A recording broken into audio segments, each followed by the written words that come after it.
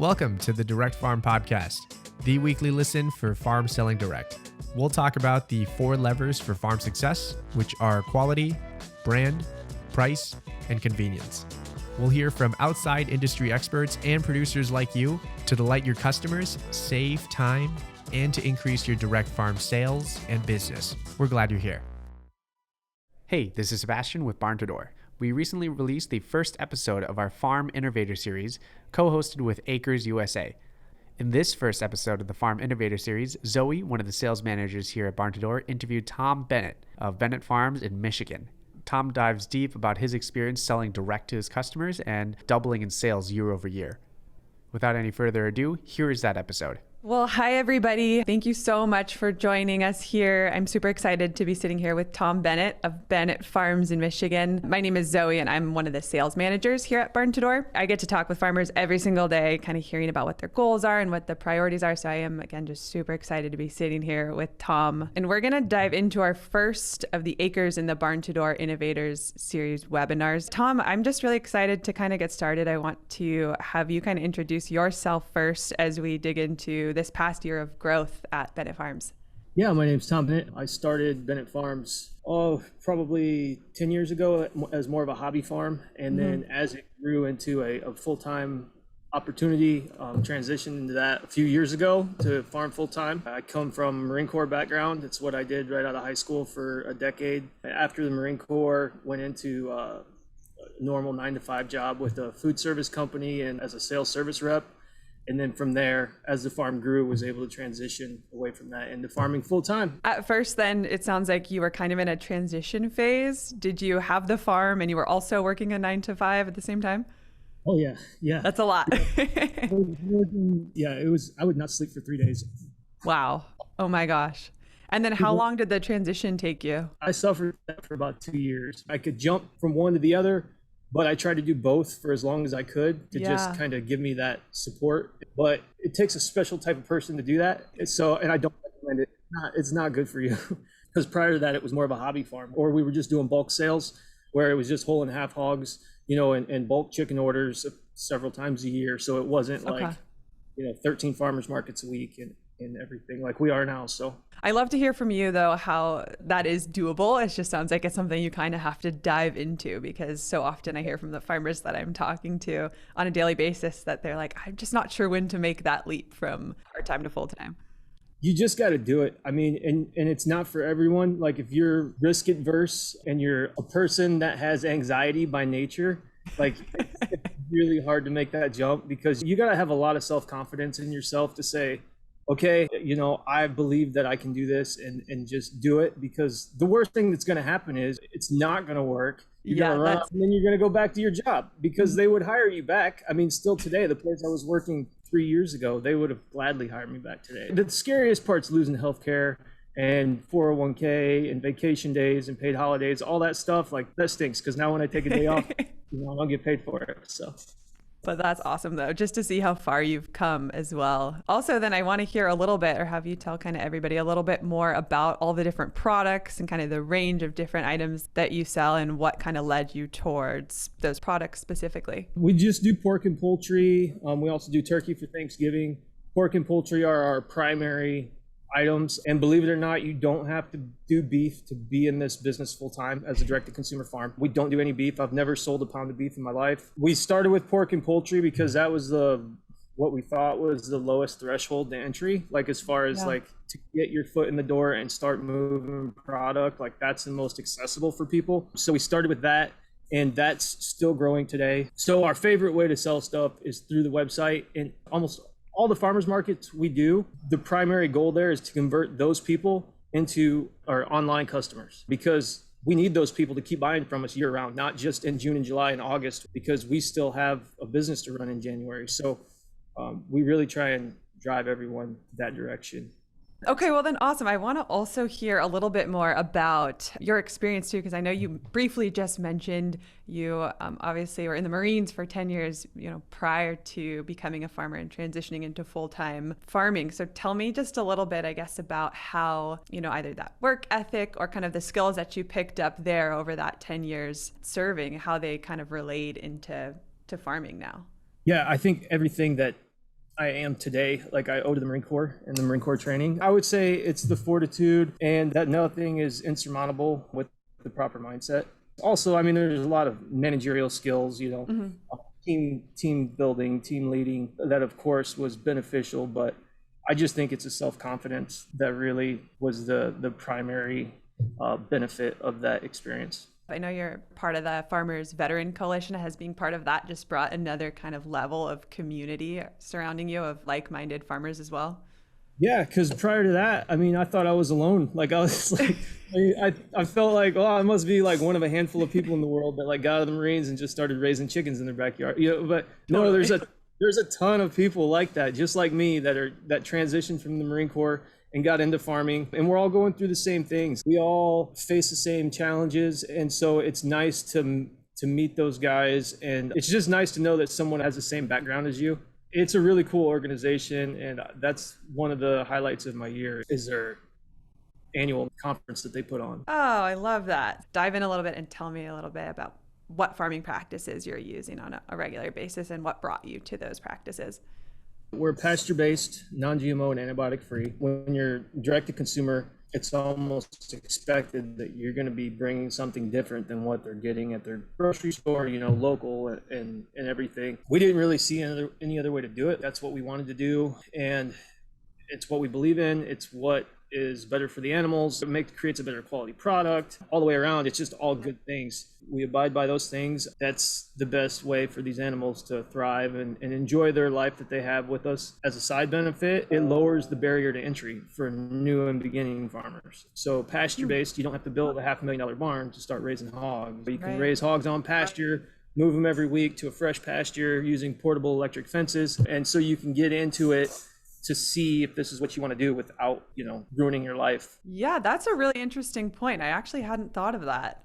Yeah, so you can do this as a side hustle for, however many years you want until you decide, like, is this what I want to go all in on, or is this just something that I'm glad I tried out? So you don't have all that overhead of the commercial farms. Yeah. And I noticed too, you use the word specifically that your animals live really relaxed lives, I think it was. Can you tell me a little bit more about what you're providing them to let them be relaxed? They just chill out all day. I'm like sweating and it's 90 and they're just having a good time playing. There's no stress on them. We want them to have as good of a life as possible. And especially when it gets close to the end of their time here and we're getting ready to take them to the butcher, we keep them as low stress as possible, because those hormones and everything, if they get excited the day that they're going to the processor, that could ruin your 8 months of hard work that you put into them, because of the chemicals in the body and the hormones that it'll release will affect the quality of the meat. I know our pork processor, they're a humane handle and certified processor, so they've done some extra steps to make sure that everything on their end also in the last step is done the best way possible. Did you have to do extra digging to find that processor? So our situation with processors is that we have to have a USDA processor. So that right off the bat limits our ability for processing. An extreme example of that is poultry. Right now, there's only one poultry processor in the entire state of Michigan that's USDA inspected that's currently operating that will take small farms birds like us. Yeah. And so when we're small, we're not Tyson or Purdue. Those guys have their own federally inspected plants. So have a mom and pop butcher shop that's USDA inspected. There's only 20 in the country that do poultry that are USDA inspected. That's how much there is in the system. And so even if I want to switch butchers, I have to do it a year and a half out, because they're booked up right now. Every poultry processor in the country, those 20, they're all booked through the entire season. Yeah. And do you find too that your customers are even more tied into the brand of Bennett Farms because you have such sustainable practices kind of all across the board? Yes, we've converted a lot of vegetarians back to bacon. That is amazing. We don't try to in and of itself. No, they come up to us at the market. They're like, "Oh, I'm a vegetarian. I haven't ate pork." I'm like, "Oh, that's great. You do you. That's awesome. I'm all for it. Like, I'm not gonna. I sell meat, but I'm all for individual expressions of what they believe in. So go for it." But then they're like, "But I see that you're raising the animals right, and that's why I'm a vegetarian, because I don't like the way they're treated." And I explain to them how they're treated and everything, and then they'll buy, "Okay, maybe I'll buy bacon for my husband." And then they come back the next week and they look like They're just like loading up their arms with all this meat. And they're like, that bacon was great, and then they set down $200 worth of stuff on the table. So that's happened many times. And I noticed too, one of the big things for you, I know kind of before getting started with the online store, e-commerce was something that you were really thinking about. And once you deployed it, I had just seen that you were finally able to like have dinner with the family at night and do the little things because your farm store is open 24/7, which I think a lot of people don't really think about, but it's working for you while you're off the clock. It's great. I mean, you could be, inside getting ready to go to bed. And like last night, we got an order at 12:30 in the morning, in the middle of the night. People are still buying stuff. So yeah, it's great. It doesn't close. It doesn't have any overhead. I mean, we spend less on our barn to door subscription per year than we spend at one farmer's market, substantially less. It's a really good value for what you're getting. If you're a farm out there that's like looking to get into direct to consumer, there's no way that you could, in my opinion, make this work without being online in one way or another, like selling online. It's the leading edge of what's happening right now, like in direct to consumer. And so if you don't evolve and get with it, you're going to get left behind. It happens in every industry. Look at taxi cabs. They got replaced by Uber. Look at, things like standard hotels, motels. They're getting replaced by Airbnb. I mean, this is a industry disruptor, and you can either get on the train and be a part of it, or, you can be left behind. But the question I've gotten from a lot of farmers is like, well, what do I do then about pricing? And you do a really good job of pricing your products at a more kind of premium rate. Yeah. How did you come up with the cost for it? I'm not going to work for minimum wage and free. Like if I'm going to do this, I'm going to generate a decent return for my family and my time. I mean, what something's worth. So you can just take and break down all the cuts in a whole pig. You only have to do that a few times to figure out how to price stuff, and then make sure that once that's sold, you have X amount of dollars, gross for retail off that unit. And yeah, pricing. So we're already in a premium niche market. If someone's looking for the cheapest pork and poultry, they're not shopping with me. They're going to Walmart or Save a Lot or whatever. So our customers aren't necessarily price sensitive as much as, some other customers that shop at box stores are. And almost every market we're at, we are, even amongst our peers that are at the market with us, we are the higher priced option. So, I mean, there's other certified organic pastured pork and poultry guys, 3 booths down from me. They work construction during the week. They enjoy farming. They have off-farm jobs. They're not paying their health care and their kids from their pork sales. Yeah. So they're not getting what they should get. And it hurts everyone when people do that. So if you're not sure if you're charging enough, charge more, and you'll probably actually sell more. Because I've seen when we've raised our price on things, we increased our price last week on one item by 30%, thinking that would slow that item down because we were tired of selling out of it. Yeah. It actually sold after we increased the price. And even if you've got two side by side, well, his bacon's, $10 a pound and his bacon's $8 a pound. The $10 a pound must be better. Let's buy that one. Yeah, so, I was actually going to ask if you felt like by raising your prices that kind of tied into your branding. Do you think that it actually kind of gets people even a little bit more excited and prideful about buying your products? Yeah, I mean, there's always a limit to everything, but we're not looking at other people in our industry's prices and saying, oh no, should we lower our price because that's what they're selling it for? We're going the other way. If we're both selling it for the same price, I'm fine with raising my prices. But there's always a limit. You got to find that tipping point to where volume goes down. But yeah, don't be afraid to be the most expensive in your market. I love hearing that from you. Actually, I think that's a question that I get all the time. It's just like, where do we begin with pricing? We want to make sure we're competitive. Especially when you're young and you're starting out with your farming adventure. In your mind, you're like, you feel embarrassed that your prices are so high. People don't realize what cost goes into producing these animals and the processing and things like that. Like, just our chickens alone, $7 a bird just to process them. Do the math on that. A bird weighs 4.5 pounds. So you're paying almost $1.70 a pound just for processing on that chicken. So when you're seeing the price tag that's $4.95 a pound, well, remember the butcher's getting about $2 of that. When you're not Tyson or Purdue, your costs are more per animal unit. It's just the way it is. Well, can you talk to me a little bit too about just like the difference that adding or implementing subscriptions has made in the business as well? I wanted to touch on that too for everybody. Yeah, it really smoothed out the flow on our sales. Like I know every month about how many subscriptions are going out in a given month, and I can count on that income every month. Yeah. Like it might rain today. When I get done with this interview, I'm going to a farmer's market, and I don't sell hardly anything because no one comes out. But subscriptions, I know that those subscriptions are coming in next week, so it gives you some stability. Customers love it. They love the idea of a subscription box. I've had customers come to me at the farmer's market. They're like, oh, we really love your stuff. Like, we love this. This is awesome setup. It's great. But we order from Butcher Box and we really like it that they deliver to our door. I'm like, you should go to my website. Like, I actually do the same thing. Meat box subscription monthly, cancel whenever you want. And they're like, really? I hand them my flyer, and now they're a subscription customer the next day. So you can convert a lot of those customers because some of those brands have done a good job on subscriptions as far as like getting customers used to that idea of getting meat in the mail or delivered to their door. So capitalize on that. Convert Butcher Box into Bennett Farms customers because we do the same thing as them, except it's more local and more personal.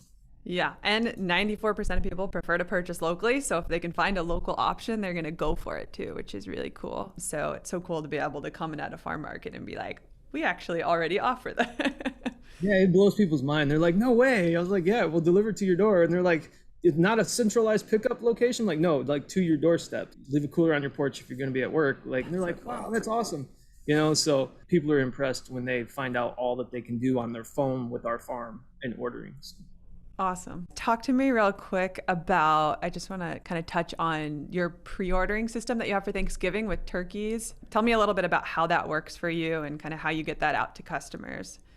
Yeah, so the turkeys, we put up the next year's turkeys available for pre-order as soon as the pickup from the previous year is complete. So like we've had turkeys up on our website since December of last year. Okay. And we're currently taking pre-orders for turkeys. People, they see the sign at our booth and they're like, turkeys, I don't even want to think about Thanksgiving. I'm like, I know you don't, but if you don't get one now, they will be gone. Like, I'm just letting you know, like you can wait a little bit, but by August, we're going to be completely sold out. So like, yeah, I'm selling turkeys every week right now and it's springtime and no one's even thinking about Thanksgiving. But we raise a finite amount of turkeys because we have to start those the first week of July in order to have them finish and go to the butcher and come back fresh prior to Thanksgiving to the customers. They come straight from our butcher. We pick them up in a refrigerated truck. We drive to 3 drop points. We do not deliver turkeys to your doorstep because we have too many to deliver in such a short time period because those are refrigerated, not frozen. So we have to get those to the customers that day, which is a few days prior to Thanksgiving. Do you think a lot of that is tied into kind of creating that fear of missing out? You'd also mentioned kind of telling your customers, hey, if you don't get them now, they're going to be gone. So fear of missing out's a real thing. Like seriously, it totally like, is. FOMO. It works on me. Yeah, we see it every day at the booth too, because I mean, it could be kind of slow for a half an hour, like no one's stopping in at your booth or whatever. And then, but as soon as one person comes up and starts looking through your coolers at your stuff, it's like a line generates because people see other people and they're like, ooh, what are they getting over there? What's going on over there? And then so a crowd draws a crowd. So true. Yeah, it's so the same thing with turkeys, and it's not a bluff. Like last year, we had to turn people away, and we're like, sorry, we only did X amount of turkeys, and they've been gone for a month. So. Wow. Okay, well then let's shift gears too. I also want to make sure that we have some time to talk a little bit too about like your ability to storytell really effectively and get out to more of the customers that you're reaching on a regular basis. So can you tell me a little bit about how you're kind of leveraging the brand that you've created and how that's kind of empowered you to expand, reach a larger customer base, and then, even start to send out, like you'd mentioned, those emails that you're sending a couple times a month? So on our brand, as far as like our reputation as a business, I will do anything in the world to avoid a bad review from a customer at any cost. And we've never had a bad review left about our business from a customer for that reason. I tell all of our employees at the markets, if anyone ever has an issue and they weren't happy with something and they come up and they vent to you about it, you have my full authority to do whatever you feel is necessary to make sure that they leave with a smile and that they don't feel upset when they leave. Like that's what that's worth. So if they said, oh, my bacon was too fatty or I didn't like this, give them free bacon, give them a refund, do whatever you want to do just to make the customer happy. But that's just one example, but we do that across our whole business to make sure that our customers feel appreciated and that we hear them and that they're important to us. So that's a big part of our brand is just taking care of people, because then those people go and tell their friends like, hey, this business, they're awesome. Like, these are good people over here. They really, Yeah. they care about their animals. They care about us. On our storytelling, I'll admit that I don't have a 20-minute shtick that I have about our farm. I don't like talking about myself and like things that so a lot of our storytelling about our farm is done by our customers about us to other people on our behalf.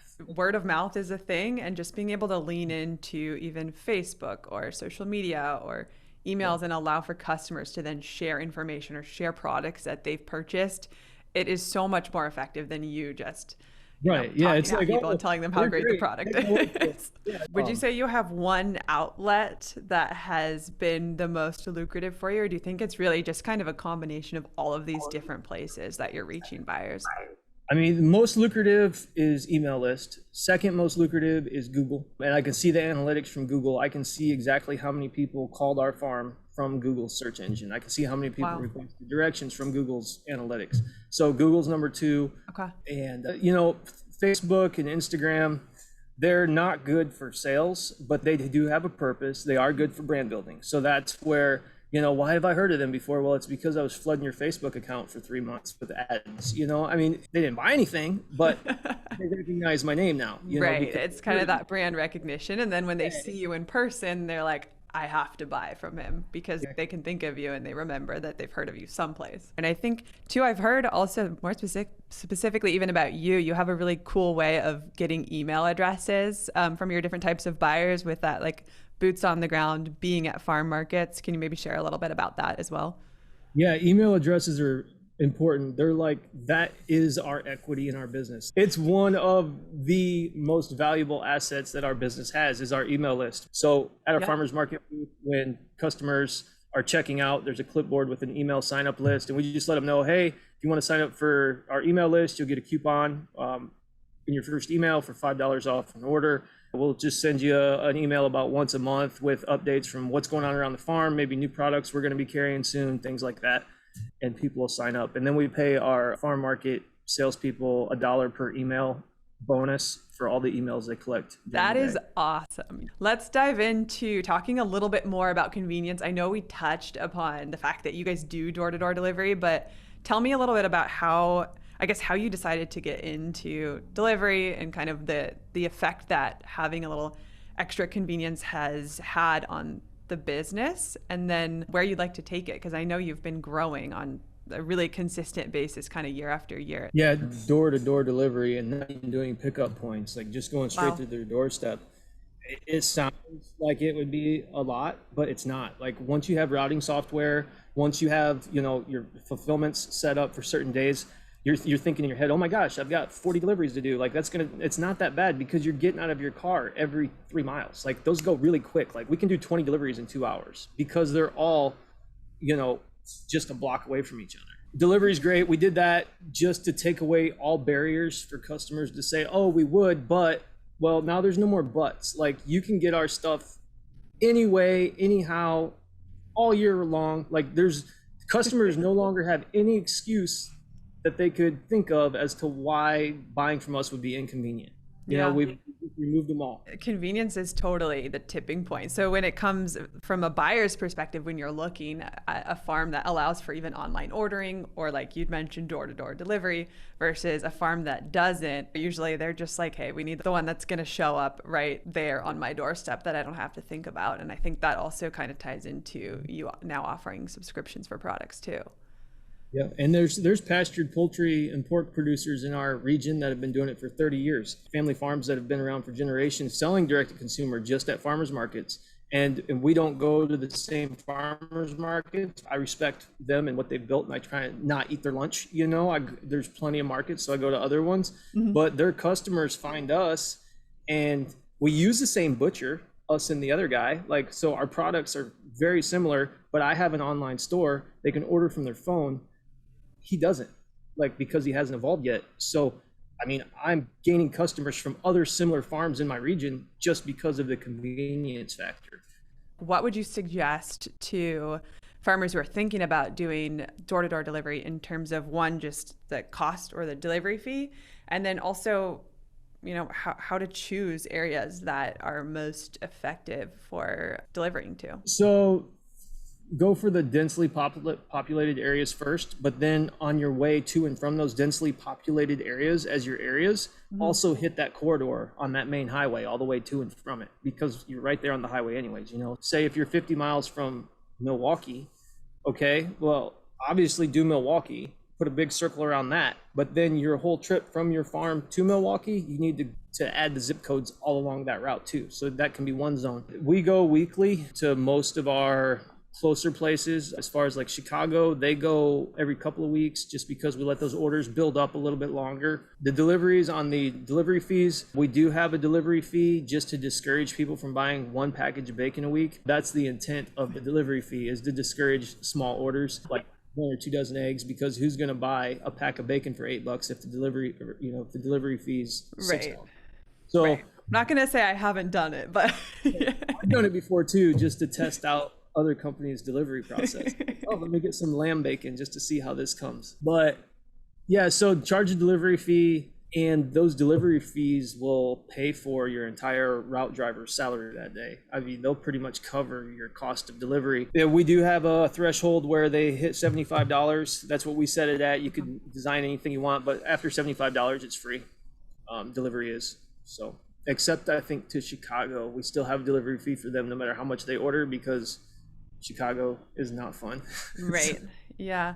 Do you feel like, now that you've implemented things like door-to-door delivery and, the convenience of having the online store, kind of all of these different levels of convenience, are you getting a lot closer to the point of selling out on a really regular basis, or are you there already? We were last year. So last year, and because we've increased is why we're not now. So last year we grew faster than we expected, and we were selling more than we ever thought we would before. This year, we anticipated it and we bit off a lot. It never gets easy. Like, you might think, if you're doing $500,000 a year in sales, that's when it'll be easy. Like, I want, a couple years we'll be okay. Like, no, numbers just get bigger. All your problems are the same, except for like 20 grand instead of 2 grand. Like, cash flow will become a headache for a lot of farmers once they scale to the size.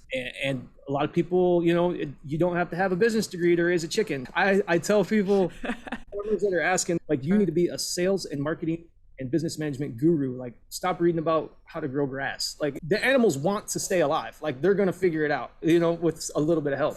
But you, to stay alive as a farm, no one can help you but you. So the point of that being is we're always trying to overproduce so that way we don't run out.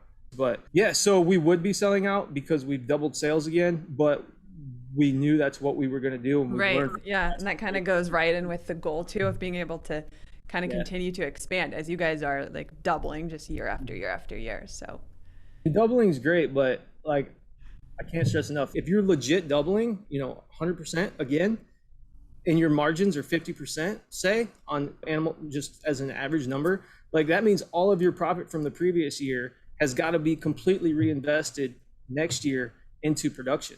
Yeah, absolutely.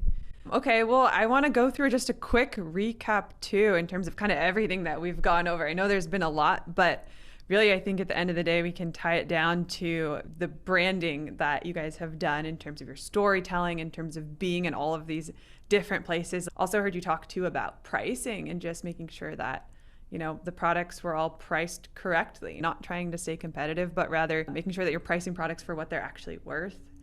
And then quality, obviously, in terms of just being sustainable, in terms of having all of the practices and having the relaxed animals there on the farm. And that final one, in convenience. What allowed us to grow so much was an aggressive expansion plan. There's so many people to feed in this world, and I can't do it by myself. I'm trying. But it'll never happen. So it's great to have all of these other local farms around us too that can complement us or do the exact same thing as us. Like, I don't really look at them as the enemy or a competitor. Like, we're all on the same team, because the more people that buy food locally direct from a farmer, that creates a normalcy to it. Or the more people that order food online, it makes it normal. It's not just that weird guy that buys his food next door from the farm down the street. So we're all on the same team. A lot of the markets we're at, we're the only meat vendor. Not all of them. 60% of our markets, we're the only meat vendor. So there's a huge hole out there for people doing what I do. That's why we can keep expanding. There's online. I mean, there's so much more potential there that I don't know when we'll stop growing. I mean, obviously, I'm not trying to become a huge, but I mean, you have to get to a certain size to make it to where you can generate the same type of income you could, working in a good job, I mean, Yeah. And we create a lot of jobs. We got 8 people. Sometimes I think of myself, if we have a slow day at the market, it's like all I did that day was create jobs for 8 people, which is good too, So win-win. So we're just going to keep growing, keep doing what we're doing. I do want to take a break from growing, probably not next year, but the year after, just to kind of capture a lot of that profit for a year. So we kind of take a break and catch our breath and just maybe add a couple of years back to my life in the end. So I would say to anybody out there that's thinking about doing this, not everyone can do it. So I don't want to say that anyone can do it. It takes a special type of person that has enough grit and fortitude to stick with something when times get hard, because there's been multiple times in this farm journey where a lot of people would have said, like, this is just way too hard. Like the stress, there's a lot that comes with running a business, especially a farm. Like, we're not just selling stuff, like we're producing it from the beginning, having it processed, we're selling it, we're transporting it. I'm at every step in the entire supply chain and distribution. So if you do get into it, you need to know that ahead of time, that there's going to be hard days, and you need to know yourself and know that you'll just push through those, because there's always positive things on the other side, and you'll just keep doubling every year. So that's well, it's good advice. It's kind of good to take too as well. And as you kind of look forward, I guess the last thing I really want to ask is, like, what's next for Bennett Farms? I mean, I think there's a lot you guys have already done. Obviously you want to continue to grow, and where do you see yourselves going from here? So there's tons of room in the wholesale sector for us to expand. We haven't even bothered with it. We can sell it, all we can produce right now, direct to consumer, but wholesale, so that's always an option. Smaller stuff that we're doing right now, we just started carrying a pre-marinated chicken breast, or we will this next week. I think those will be really popular. So there's like 7 different vacuum packed marinades in the chicken breast. Awesome. I think popular. I love that. And jerky. So we just worked with a craft jerky guy that's local to us. He's doing some research and development on turning our pork butts into like some craft artisanal jerky. And that's really good. So hopefully we'll start carrying that soon, because we haven't carried that before. This is cool. It sounds like you're taking some time to even like take a step back and be creative and come up with kind of more niche products too that will serve the community of people that's already so excited about buying from you. You don't want your inventory, what you have available, to get stale. Like if it's the same stuff every week when they look at your website or the market, like, and it has been for 3 years, they don't need to go there anymore, because they know what's there. You know, so they're not going to go browse and maybe, something will catch your eye. If they need it, they'll go there. But awesome. Yeah. Cool. Exciting stuff in the future then. Well, looking forward to seeing all the new products come out to you on the website and in your store, and excited to hear how those go over at the markets as well. So just kind of wanted to wrap things here and thank Tom so much for joining us and for sharing a little bit of insight in really what's gone on in this past kind of crazy year, and how he's been able to take that and really manage to grow so much over such a short period of time. So thank you again for joining us, Tom. Thank you. Welcome to the Direct Farm Podcast, the weekly listen for farm selling direct. We'll talk about the 4 levers for farm success, which are quality, brand, price, and convenience. We'll hear from outside industry experts and producers like you to delight your customers, save time, and to increase your direct farm sales and business. We're glad you're here.